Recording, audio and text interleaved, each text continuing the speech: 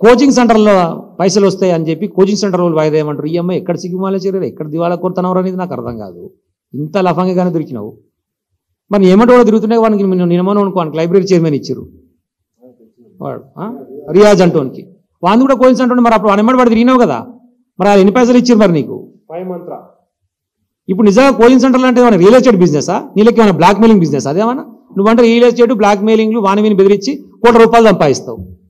మరి కోచింగ్ సెంటర్లో ₹1,00,00,000 ఎడికెళ్ళి వస్తాయి? వాస్తవానికి ఎక్స్టెండ్ అయినప్పుడు వాయిదా పడ్డప్పుడు చాలా కోచింగ్ సెంటర్లు డబ్బులు తీసుకోకుండా పాత ఫీజులనే కంటిన్యూ చేసి చెప్పిర్రు. ఆ సంగతి నీకు తెలియదు. ఎందుకంటే వీడు కోచింగ్ వినోడు కానీ చదివే రాదా, మనకు అవసరం కూడా లేకపోయి. ఎందుకంటే చెప్పేది పచ్చకామెలు వచ్చేవానికి లోకమంతా పచ్చగా కనపడుతుంది అని చెప్పి.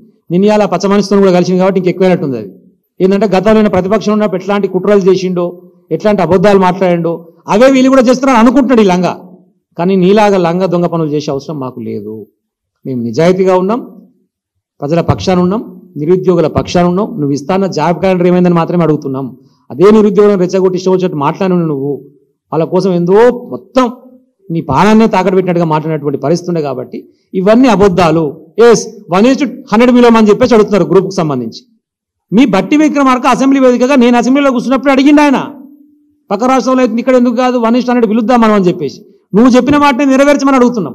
సాధ్యం కాకపోతే ఆ రోజు తెలియక పొరపాటు నేను మాట్లాడినా మేము అమలు చేయలేకపోతున్నాం అని చెప్పేసి ఆ రేవంత్ రెడ్డి గారు వచ్చి బట్టి విక్రమార్క వస్తూ వచ్చి ముక్కు నేలకు రాసి తప్పైందని చెప్పేసి నిరుద్యోగుల కాలు పట్టుకొని క్షమాపణ అడుగురి. మరి మేము చేయలేకపోతున్నాం అని చెప్పేసి ఇద్దరు ముక్కు నేలకు రాయాలి. ఇప్పుడు నువ్వు చెప్పిన మాట చేయమంటే సాధ్యం కాదని మాట్లాడుతూ టెక్నికల్ ఇష్యూస్ ఉంటాయి. మరి అప్పుడు తెలియదురా టెక్నికల్ ఇష్యూస్ ఉంటాయని.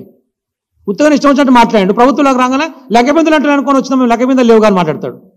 ఎంత ఎదవనాలే వినని లెక్కబిందులు ఉంటాయి ప్రభుత్వాల కాడ. అంటే ఏది పడితే అది మాట్లాడవచ్చు. 1:100 పిలవగలుగుతామా పిలవలేమా అని ఆ రోజే మాట్లాడాలి కదా. ఇప్పటివరకు కనీసం నీ అడ్వకేట్ జనరల్ పిలిచి మాట్లాడినావా? 1:100 పిలవచ్చా, టెక్నికల్ ఇబ్బందులు ఏమైనా ఉన్నాయా, లాభమైన ఇబ్బందులు ఏమైనా అడిగినావా? అసలు అడగకనే పోతుంది. నీకెట తెలిసే? నువ్వే లాయర్వా? కనీసం సమీక్ష నిర్వహించాలి కదా. అంటే ఇంత దౌర్భాగ్యమైనటువంటి పరిస్థితులలో ఉన్న రేవంత్ రెడ్డి తెలంగాణ సమాజం అనుకోకుండా ఎట్లనో పొరపాటున ఏదో చూద్దాం విని ఒకసారి అని చెప్పి అవకాశం ఇస్తే మొత్తం భారతదేశంలో ఉన్నటువంటి ముఖ్యమంత్రులల్లా అతి తెలివి తక్కువ, అతి పనికి మాలిన ముఖ్యమంత్రుడు అంటే రేవంత్ రెడ్డి.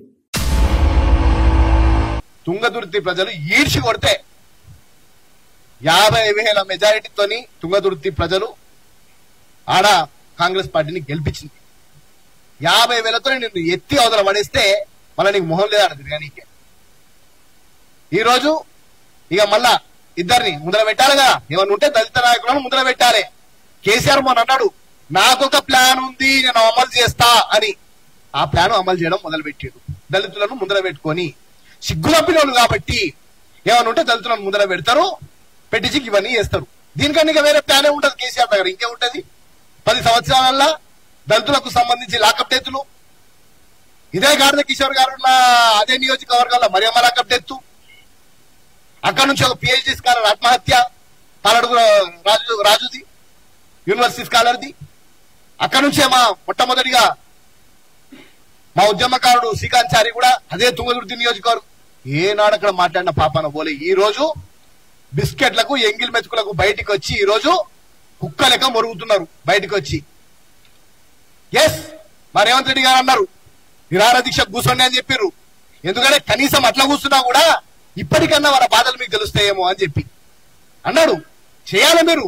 10 సంవత్సరాల నుంచి ఒక నోటిఫికేషన్ ఇవ్వకుండా, 10 సంవత్సరాల నుంచి మీరు ఉద్యోగాలు ఇవ్వకుండా, జాబ్ క్యాలెండర్ రిలీజ్ చేయకుండా ఈయనంటాడు ఇక ఆశా వర్కర్లు ధర్నాలు చేస్తున్నారు. ఇప్పుడు ఇంకా వీళ్ళకి జీతాలు రావట్లేవు, వీళ్ళు ఏం చేస్తున్నారు, ప్రభుత్వంలో ఏం చేస్తున్నారు. నిరుద్యోగులు అని మాట్లాడటానికి నైతిక అర్హత బీఆర్ఎస్ పార్టీకి లేదు. ఎలక్షన్ మేనిఫెస్టోలో మీరే చెప్పుకుర్రు నిరుద్యోగులకు నిరుద్యోగ వృత్తి ఇస్తా అని. ఒక్క నిరుద్యోగికి నిరుద్యోగ వృత్తి ఇవ్వడం కాకపోగా నిరుద్యోగులను చిత్రహింసలు పెట్టిన గత ప్రభుత్వము నేడు రేవంత్ రెడ్డి గారు వచ్చిన తర్వాత కొంచెం స్వేచ్ఛా వాయులు పీల్చుకుంటున్నారు. వాళ్ళు ప్రజలలో తిరస్కరించబడ్డారు, మీరు కూడా ప్రజలలో తిరస్కరించబడ్డారు. దీన్ని మీరు గమనించాలి.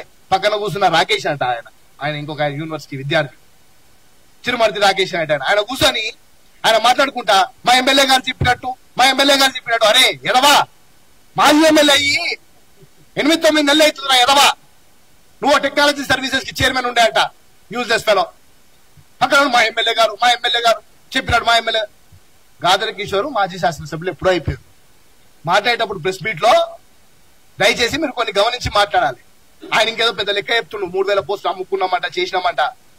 బాబు, మీకు తెలవకపోతే తెలుసుకోండి. ప్రభుత్వము వచ్చిన తర్వాత పూర్తి స్థాయిగా రిక్రూట్మెంట్లకు సంబంధించి కోర్టు కేసులుంటే కోర్టు కేసులను అధిగమించి పూర్తి స్థాయిగా పోస్టు భర్తీ చేస్తున్నాం.